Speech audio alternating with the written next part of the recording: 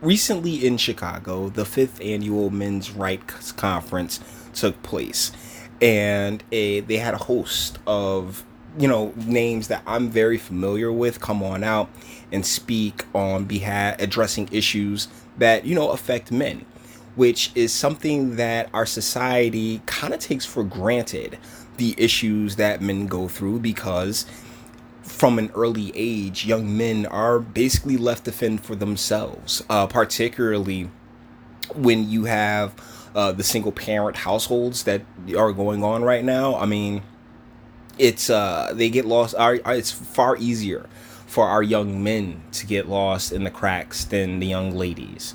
So Subverse, they went out there, they covered the event, and I'm about to ape off of their of their content. Tim Pool definitely put me on to Subverse, so I definitely trust the source in this situation. And what this one goes into for a bit is the culture war and Gamergate. And when we get to that part, I will basically break down Gamergate in less than 30 seconds. Watch me. So let's get into this.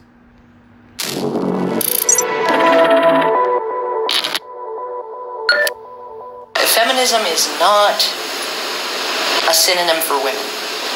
Feminism is a special interest group. It is an ideology. It has its own ideas. It is both descriptive and prescriptive. And the description, in my opinion, the diagnosis is wrong, because our objective. So the diagnosis is that feminism as an ideology produces is that in order to elevate women, men must be, brushed aside. It's like what I cover in the Carly Lloyd thing. If they could, they would replace every dude with a female. That's feminism's ultimate fantasy. It's the utopia that they dream of. And with it being feminism and it being steeped so deeply into emotion, that it's it's one of those mechanisms that is comparable to a dog chasing its tail. Like, it'll chase the tail because it's there to be chased, but if it ever caught it, it wouldn't know what to do with it. Objection to feminism is not that it's an advocacy group for women. It's that it really does pit men and women against each other as if they are nations at war. And the quote-unquote gender war, which is why I believe gender was introduced and put into our, lexicon as a means in which to further add fuel to the flame that is the war of the sexes, because that's what it used to be called back in the day. Now it's called the gender war. Back in the day, it used to be called the war of the sexes because we believed in biology back then, and biology and gender is specifically to subvert biology. That's not a world I want to live in. That's not a world I want my sons to live in. And it's certainly not a world I want my daughter to live in.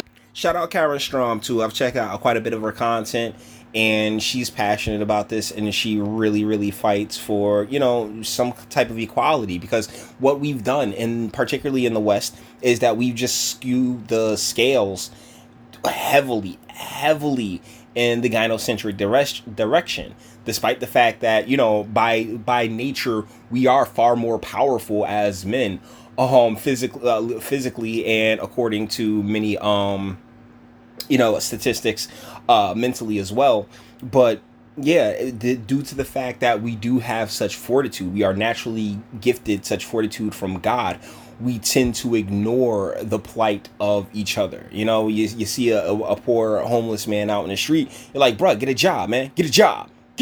And it's like, wait, we need to reevaluate a lot of the mechanisms that are in place.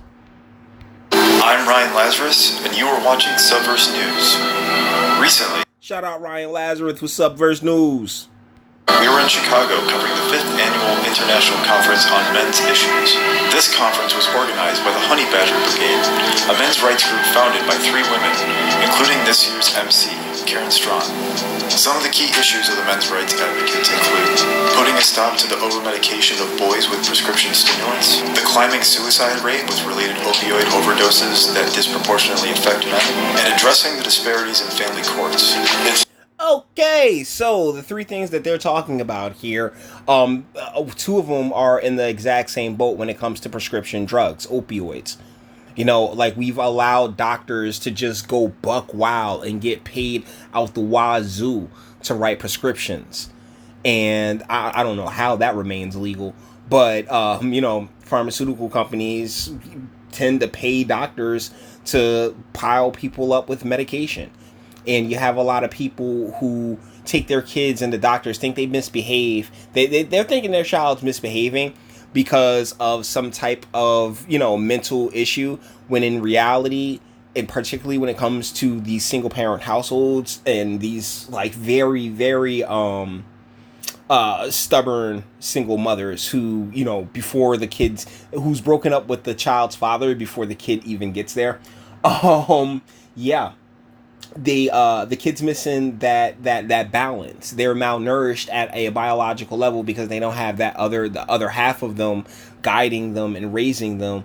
But so they act out and they can't articulate the issue that they have. So, the mom takes them to the doctor, and the doctor gives them some ADHD medication, and the cycle continues. Hey, yeah, we got another one hooked into the pharmaceutical industry.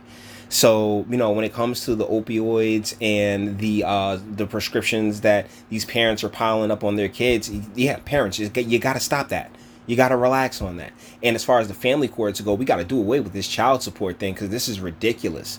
What we've done because, yeah, there are deadbeats out there, but there's also a bit of personal responsibility that mothers need to take. They need to be quite more mindful as to who they allow just bust up in their guts. And so, yeah, there is blame to be had on both sides all around, but our courts are so skewed towards the mother that it just does absolutely nothing but put fathers at risk, thusly further eroding our family units. To our advantage for women to earn more money, and we see that and we recognize that, and that's why we advocate for equality for women. But because feminism has that other idea that no, we're not interdependent, we're competitors, they take the opposite approach to something like joint custody, which is in women's interest. See, that's the thing. I'm for females taking care of themselves, because I ain't about to take care of you. So, trust me, no one wants to take care of you. But the deal is that, the courts being so heavily skewed against fathers, and that lobbying coming on behalf of female groups, which have the power to just say, "Oh, you're a sexist." If you don't agree with them, then it puts our families in a strain. Will never compete as equals on the job market as long as they have that extra burden of childcare. They should be. Karen DeCrow, the former president of NOW, said we should be jamming joint custody down their throats. We shouldn't be opposing it. And yet every single major feminist organization, without exception, vigorously opposes joint custody. And Ms. Magazine had an article in the 70s about why they should oppose joint custody. And they said that children are a bargaining chip that women can use for a better financial arrangement. And that is one of the more infuriating parts of, I guess, the people of this world, because so many have been made for a check. Not out of love, not because they wanted to make a life, to create a life with somebody else. No, they were made for a check, for financial gain. And it's sad.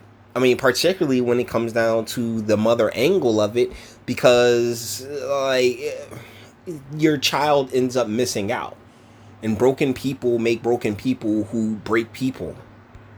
And that's why they oppose joint custody. My name is Deanna Lorraine, and I'm running in California's 12th district, San Francisco, and I'm running against Nancy Pelosi. Best of luck, Miss Lorraine. I've actually checked out some of her content, and I like Diana Lorraine. She's okay. She's definitely okay. That's the thing about all of the MGTOW, MRA, Red Pill content. It ebbs and flows, sometimes I'll be in the mood to watch it, but for the most part, I already know. I kind of get where everybody's coming from at this point, and so You know, I'm not like really like into that content as much as I once was. Part of the reason why I'm here is I wrote a book called Make Love Great Again, and it really is about restoring the family unit and the relationship between men and women because it's broken right now. And I've been seeing in my practice the effects of our culture and the brokenness of families and the brokenness of men and how that plays out in society. There was Yeah, I ain't even going to know. We saw what popped up. It is what it is. But yeah, she's 100% correct. About the last time this conference was in North America, I asked the organizers if they were worried about protesters this year. I mean, it was really, even with all that buildup of death threats and arson threats and threats of mass shootings and threats against the speakers and attendees and hotel staff and other unaffiliated guests and all of that, and marches in the streets and petitions to City Hall to shut us down, right? One person with one sign who was very well behaved showed up.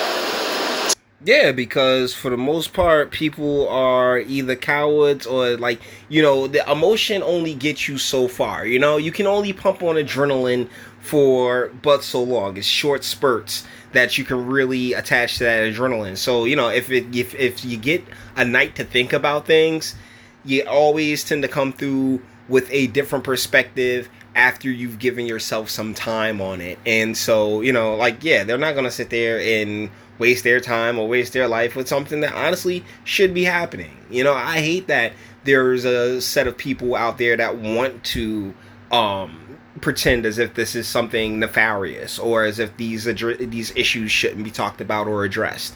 No, we definitely need to be having these conversations. So no, I guess that's a no. I'm Paul Elam. I'm a founder of AVoiceForMen.com, and I'm the founder of this conference series. What is?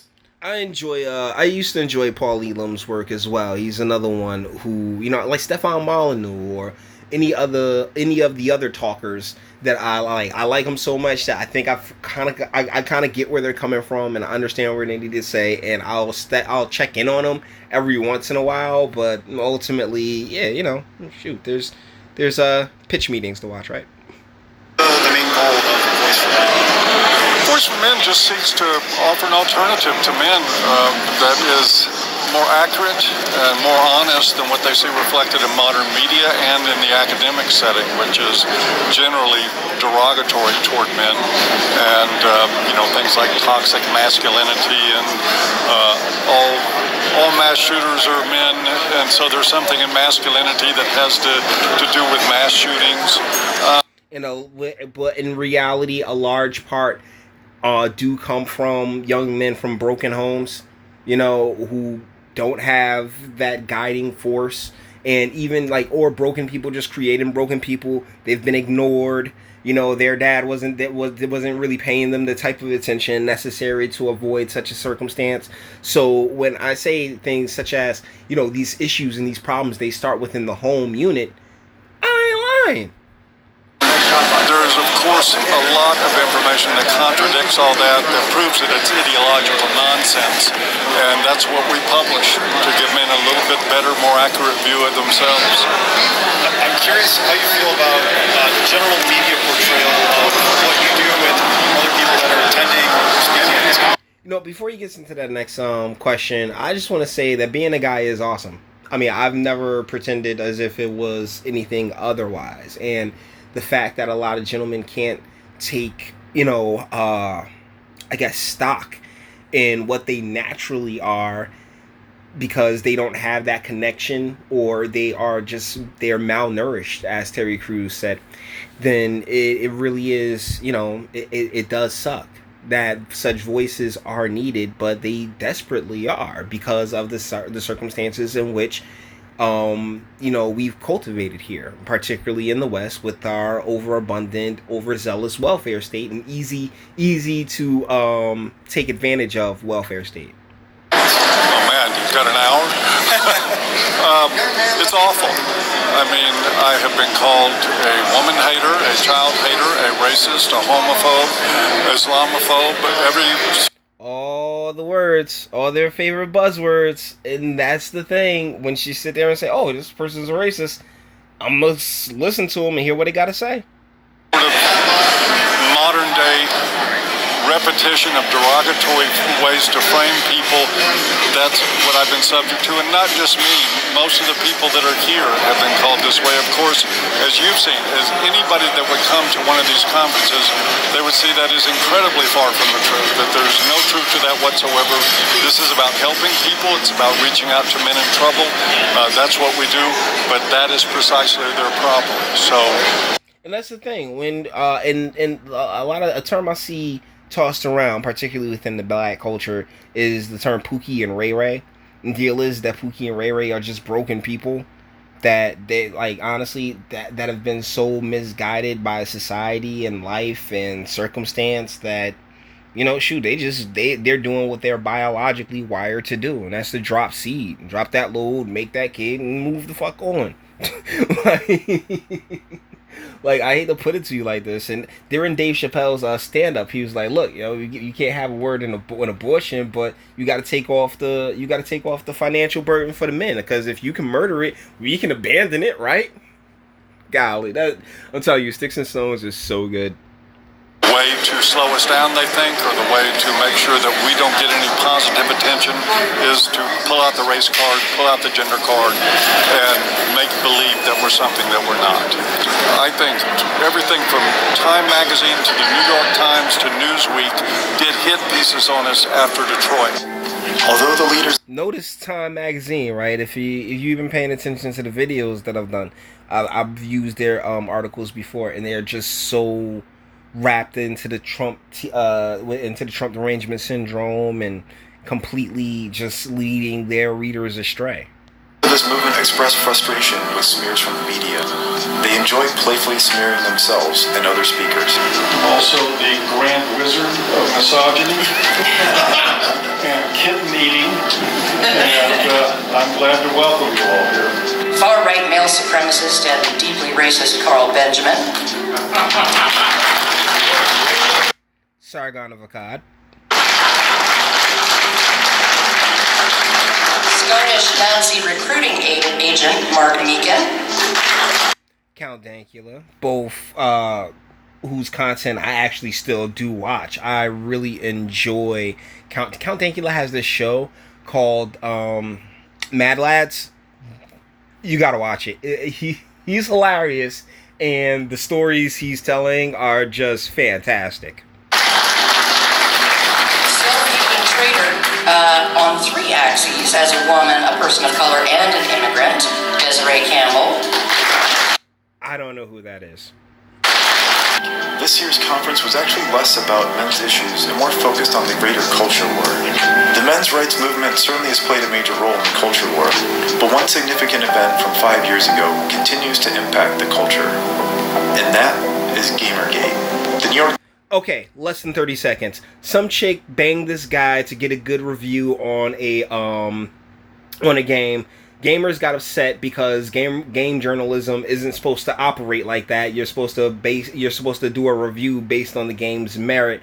And it's just been a cluster ever since, with a lot of people just throwing mud at each other and throwing names, and people coming up, people going down. It's been nuts. But yeah, that's basically what started it, you know? That's it. And I didn't use anybody's name because, shoot, I don't want to get sued or anything like that. But that's basically the gist of it. Some chick banged some dude, got a good review, and a lot of people in the gaming space and the gaming community got upset because that's not how journalism is supposed to work. If you're a journalist, you're supposed to, be upfront and truthful and try to present the truth to the people that you are, reporting and talking to, as opposed to, like everybody's favorite saying, your truth. Times summed it up in one simple headline: everything is Gamergate. What Karen described. And this is like the media just going overboard with the entire thing because they had nothing better to do, and they wanted to create a brand new boogeyman for a boogeyman for the internet generation, I guess. It's the other side of the story, which the New York Times highlighted in a series of articles about Gamergate this month. Multiple women developers and video game critics like Zoe Quinn and Anita Sarkeesian face serious harassment, stalking, and doxing. Because they basically brought them about themselves. Now, the chick that I spoke of recently is the one right there with the pink hair.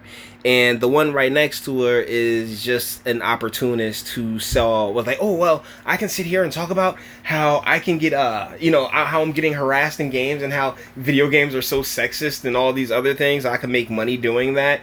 I mean, come on, man. Like, this was an opportunity for them to get attention and money, and they capitalized on it with the media that was happy to, just take their word for it because our media is so, feminine and gynocentrized, The New York Times makes the case that the playbook used back then is still being used today.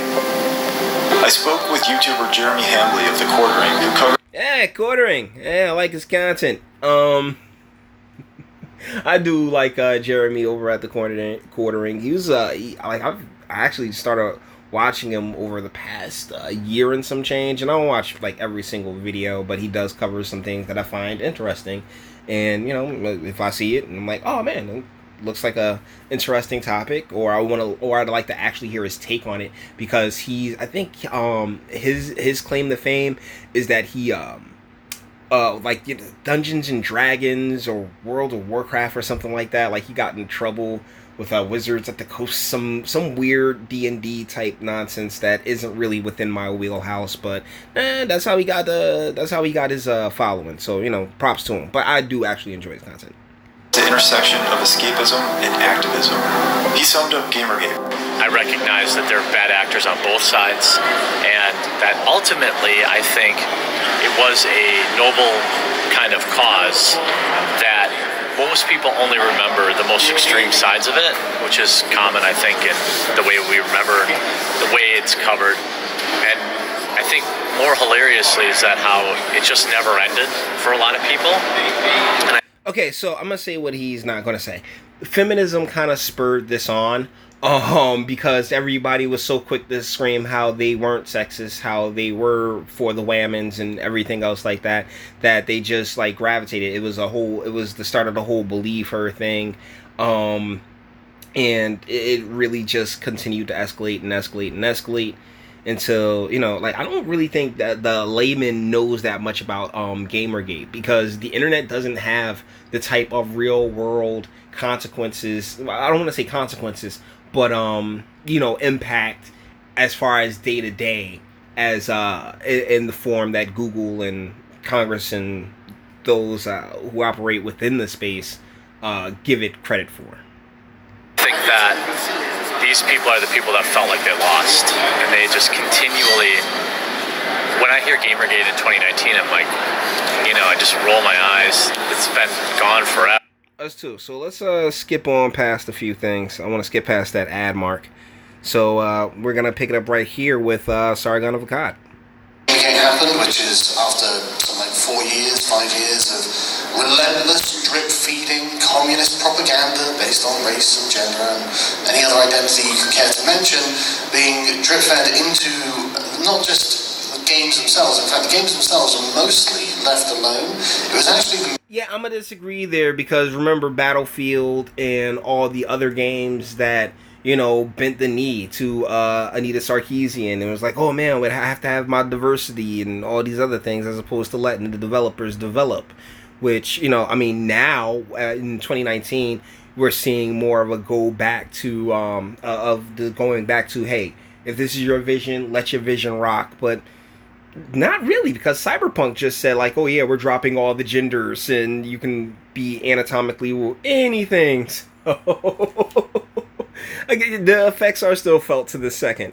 Media regarding it, because effectively a bunch of failed media students, a bunch of English literature students who didn't get to work for the New York Times or the Washington Post needed to find something to do, and they realized that the ecosphere around the video game industry, which is a massive industry, people always think, well, it's just video games, what difference does that make? Well, it's the largest entertainment industry in the world now, so it's a pretty big deal. But they noticed that effectively this was virgin ground that was awaiting colonization by a bunch of communists, And so that's what they did, and they started pumping out articles complaining that, actually, gamers are the problem. People playing video games are actually the problem with video games. It's actually those damn straight, white, racist Nazi men who are playing and who make the video game industry what it was that are actually the problem. And then this expanded into heavy metal music with articles. But that's the thing, Carl. They do this all the time. They do this with everything, no matter what the medium, the entertainment platform is. Those with nefarious plans, they wait until it reaches a certain height, and that's when they start to interject things. Look at the Marvel Cinematic Universe. You can look at hip hop, because hip hop's nothing but gay, transgender, weirdo nonsense as well. Like you can look at like almost anything that is able to, that they're able to grasp onto after it's gained popularity and then try to manipulate. So I mean, what's taken place in video games has already infiltrated and decimated the comic book industry. I mean, look at like all the stuff that they're about to do with the MCU is stuff that they tried back what 2015 to around the time Gamergate started, with the America Chavez's and the Miles Moraleses and all these other new entities that they want to press forward, because postmodernism is no different. And so yeah, like that's what these types of parasites do, and it's actually pretty awesome that they're out here trying to thwart that, trying to combat that. You trying to thwart my plans? As the problem with heavy metal is metalheads. The core appeal with all of these kind of articles is that it's the people who are the fans of the subject in question, the gamers, the metalheads, the people who are committed to whatever the space was and for what the space was intended for, are the problem, because they weren't interested in changing the nature of the space. They're not interested in talking about gender politics or race politics or sexuality politics, which of course is all the radical left want to talk about. And these people have to be driven out. Now, naturally, this kind of attitude isn't really something that sells, and so it has to come with a distinctly kind of authoritarian bent. And on social media, what that means is community managers and people like this get into positions of, I'm going to say power, but that's really overdoing what they actually do. They ban people from forums, effectively. They moderate forums. But they would start. So while he speaks of, the internet space and how people tend to gain popularity in the internet space, that's, like I said, that same logic can be applied to damn near anything. I mean, the prohibitionists back in the day, they took the opportunity, they were able to create a scare and then use that scare, it's a fear tactic, where they use the scare, use that thing. Oh my goodness, we have all these white misogynists, we got all these racists, we have all this, we have all these people getting drunk and families being destroyed because of the hooch, back during the Prohibition era. So, I mean, people always, the Japanese term for crisis and opportunity are the same thing. Why? Because, some people will see a crisis, others will be an opportunist, and that's really what you should always be looking out for, is the opportunist. Because even look at the charter school system, when it comes here in the US, they sat there as like, what we can do, we can milk these public schools dry, we can sabotage the hell out of them, and we can create a crisis, thusly creating an opportunity for the charter schools. So this is a very old playbook. Arbitrarily banning people over misgendering and any jokes, things like this, and it just becomes too much. And people say, what, to hell with you. We're gonna actively oppose this, and as soon as you do that, you're branded a racist or a Nazi or blah blah blah blah blah. You know how it goes, and that's essentially what all of these demonized movements are. They're a response to authoritarianism that's come into a space to push an agenda that the space is not designed for, and the people in it just aren't interested in. It's like, it's so funny, because oddly enough, they're in Chicago, and I'm gonna draw this on over to when Dank takes the mic. But yeah, so they're in Chicago, and that's the home of the show called Married with Children, and Al Bundy was a part of this group called No Ma'am, and it was I can't remember it's something about Amazonians. I can't remember the acronym for no ma'am. But it's like, look, like we need our own spaces to be able to accomplish things, and there's always this invasion. There's always, but I'm just like the boys, and it's like, sweetie, no, you're not. Sit your ass down. like, so, like I can understand like that. That it seems as if, oh man, we're being discriminatory when we ask for our own spaces, but men do. It's so rare that men aim to infiltrate female spaces. Like it's a rare thing. I'm not saying it doesn't happen, because I mean, look at Laverne Cox and look at all these other transgenders that are coming. Oh, there's plenty of guys that want to enter female spaces, but yeah, just I don't feel as if I don't feel as if it's in anyone's best interest for that to go like either way. You need your spaces, we need ours, and let us rock. So let's finish this one up with Count Dankula, the guy who taught his pug how to do the Hail Hitler salute, and that got him in a ton of trouble. And going through a trial process that lasted twice as long as the Nuremberg trials, and it's a lot of fun having the police turning up at your house to quiz you over a shit post that you made on the internet while you're in your underwear, trying to justify and explain to the police what a fucking meme is. Right, but ended up, I got arrested, and the better part of that was getting arrested and then getting put into the cell with other convicts, and it was brilliant when we got to the point of, what are you in for? One guy attacked the cops with a knife, one guy slashed someone, another guy got caught with tons of cocaine in his house, and then it got to me, and I'm like, I made a meme. So free speech.